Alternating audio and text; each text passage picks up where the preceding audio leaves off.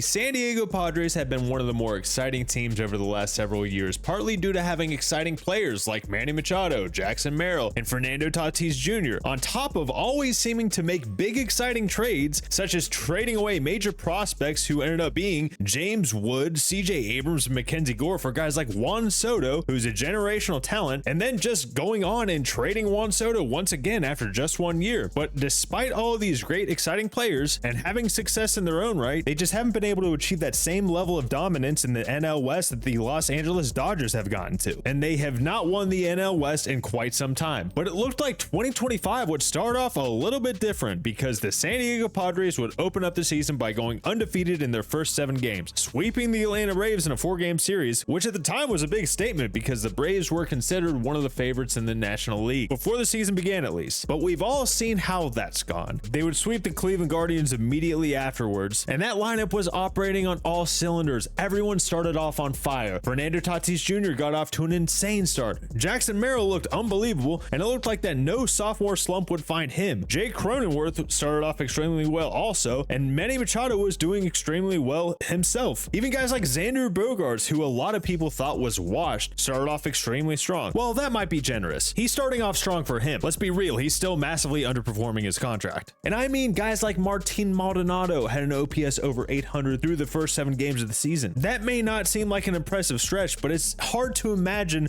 Martin Maldonado putting up an OPS of that magnitude over any stretch of games, even just 1 or 2, if you know what he's done in the past. So after getting off to a start like that, you might think they've gotten off to a bit of an advantage compared to anyone in the division. But that's not what happened, because the Dodgers also started the season undefeated. They got off to their own ridiculous start. So it's like no matter what the Padres do, they're always going to be behind the Los Angeles Dodgers. However, the Padres would continue to be hot and would end up taking first place from the Dodgers for just a little bit in April, but not very long, unfortunately. By the end of April, they were 19-11, 1.5 games behind the Dodgers, who were 21-10. Still a very good record, but just 1 game over 500 since their 7-0 start. And I think one of the big reasons that they cooled off was Jackson Merrill going down with an injury after April 6th. And that was huge because he was on fire, putting up an OPS over 1,000, and missing that in the lineup was a great deal, as well as many other players who were performing extremely well at the beginning of the season, cooling off tremendously. But I mean, that was bound to happen. All these guys were not going to be able to sustain that level of success all year. I mean, Martin Maldonado was definitely not going to have an 800 OPS by the season's end. And outside of Fernando Tatis Jr. and Manny Machado, there weren't really any other full-time starters that were having a great year at the plate through April. And the Padres starting pitching overall had some serious question marks. Michael King and Nick Pivetta started out the season extremely strong. However, Dylan Cease would start off the season in a rough way with an ERA of 5.5 through his first 5 starts. But his FIP was 3.03 at the time, so there was a little bit of regression to the mean, or maybe I should say progression to the mean, to be expected. He was getting a little bit unlucky. However, Randy Vasquez and Kyle Hart rounded out the starting rotation, and we're not doing so hot. Vasquez with an ERA of 5.5 and Kyle Hart with an ERA approaching 7 through their first month of the season. Not great. But what is great is you liking the video if you enjoy this type of content, and considering subscribing if you'd like to see more. I very much appreciate anyone tuning in, and I only want to make these better. And Yu Darvish was on the IL, and he wouldn't be returning until at least July. Fast forward to the end of May, the Dodgers would continue playing really good ball, having a record of 36-22, 3 games up on the Padres. Padres still only playing around 500 balls since the start of the season. Jackson Merrill did return in May, however, he did not really continue playing at the pace we saw earlier. Also, Michael King would go down with an injury in May, who was pitching extremely well. And if he kept pitching the way he was, it looked like he'd get some Cy Young consideration at the end of the year. That's a big blow for the Padres because their starting rotation already had question marks. However, the Padres bullpen was one of the best in baseball, which took a lot of stress off of the starting rotation. I mean, having the back end of your bullpen stacked with guys like Jason Adam, Robert Suarez, Jeremiah Estrada, and even Adrian Morejon, they are all having great seasons. That is an electric bullpen, and it really can't get any better than that. Subtle foreshadowing. Over the next few months of this season up until the trade deadline, the Padres would play relatively the same level of baseball overall, neither really falling off or taking off either. However, the Dodgers would kind of falter a little bit from where they were. They were dealing with their own slew of injuries, especially in their starting rotation. Blake Snell had only made a couple starts this season. Tyler Glasnow missed significant time. Dustin May had not been as good as a lot of people thought he was going to be this year. And Mookie Betts was looking to be a shell of his former self. However, I know a lot of what is going on with Mookie Betts could be due to his illness from before the start of the season, where he dropped like 15 to 20 pounds. So I don't think he'll play like this forever. I think he'll bounce back very soon. But since the Padres have been only playing around 500 balls since their hot start, the Dodgers have had all the time in the world to put him away, and they just haven't. Despite all their injuries, they are still an extremely good team, just maybe not to the level that we thought they would be at the beginning of the year. There was even some idiot saying that the Dodgers could potentially beat the all-time wins record in a single season. That idiot is me. Don't get me wrong though, they are still one of the best teams in baseball, just not 116 wins good. However, you get to the trade deadline and the Dodgers were only at 4 games on the Padres, and LA didn't really do much at the trade deadline. They made a couple moves, but none of them really moved the needle a ton. They would make a trade for Alex Call from the Nationals. They would also trade Rookie of the Year candidate from a couple years ago, James Outman, to the Twins for Brock Stewart, who is a good bullpen piece. Those are some pretty decent moves. Alex Call is a pretty solid player, and the Dodgers honestly need a little bit of outfield help or depth, as well as bullpen help, and Brock Stewart has been very good this year. So that is a pretty good move for them. But outside of those moves, they didn't really do anything at the deadline. Although getting Blake Snell back as well as Tyler Glasnow back into your rotation is almost like having a deadline in of itself. Oh, and also I didn't mention earlier, they're ramping up Shohei Ohtani on the mound, and outside of his most recent start, he's looked pretty good overall, all things considered. However, compared to the Dodgers, the Padres would quite literally unload the farm at the deadline. They would trade Brandon Lockridge to the Milwaukee Brewers for Jorge Quintana and Nestor Cortez Jr. along with some cash. Now, it is debatable whether or not Nestor Cortez is a significant upgrade for a rotation, but starting pitching is a big need for the Padres, so this made sense. They would also trade Brandon Valenzuela to the Toronto Blue Jays for Will Wagner, and they would trade Ryan Berg and Stephen Cole to Kansas City Royals for catcher Freddie Fermin, which is a great move because they've had one of the worst catching duos in all of baseball, getting almost zero production from that position with Martin Maldonado and Elias Diaz. And since coming over, Freddie Fermin has been fantastic. They would also send over a plethora of prospects to the Baltimore Orioles for Ramon Laureano, who is having a fantastic year, and Ryan O'Hearn, who hasn't had the best couple of months, but he started off hot, he has power, and he was an all-star this year. And those two make this lineup a lot deeper. And what might be the biggest trade of them all is that they wanted to make their bullpen that was already incredible even better. So they traded the number 3 best prospect in baseball, Leo DeVries, along with Henry Byers and Braden Nett to the Athletics for Mason Miller and JP Sears. And I mean, this is a huge deal. A prospect like Leo DeVries has not been traded in a very long time. This could be a franchise-altering trade. This deadline was basically the definition of selling the farm for the Padres. It looked like AJ Preller wanted to not only make the playoffs, but he's coming for that division title. Remember, I said at the deadline the Padres were behind the Dodgers by 3 games. However, as of right now, the Padres have caught up to the Dodgers and have passed them. They are 69-52, 1 game above the Dodgers, who are 68-53. They're currently on a 5-game winning streak and have taken advantage of the Dodgers, who have lost 4 straight. And you know what's exciting is that Friday is the first game of a 3-game set between the two. This is probably the most important series of the season for the Padres right now. The Dodgers are loaded with talent, but so are the Padres. And some of their new acquisitions at the deadline have already started to contribute in big ways. And adding Mason Miller, who has some of the best stuff, if not the best stuff in baseball, to a bullpen that is already incredible, is just such a big weapon. If you're the Padres and you're ahead after the 6th inning, you gotta feel really good about your chances on any given day. Now, the Dodgers have been there and done that, but with 6 weeks left in the regular season, the NL West is right there for the Padres to take. And not only did they make big moves at the trade deadline, they just got Michael King back, they recently got Yu Darvish back, and if guys like Jackson Merrill step it up and play like he did last year, if guys like Tatis and Manny Machado can get hot and stay hot through the rest of the season, this team is a very big threat. While the Dodgers have been faltering, the Padres have been thriving. It's an exciting time to be a Padres fan, and I know that everyone living in San Diego is on the edge of their seats, because right now the Padres are on top of the NL West, and let's see if they can be there when the season ends.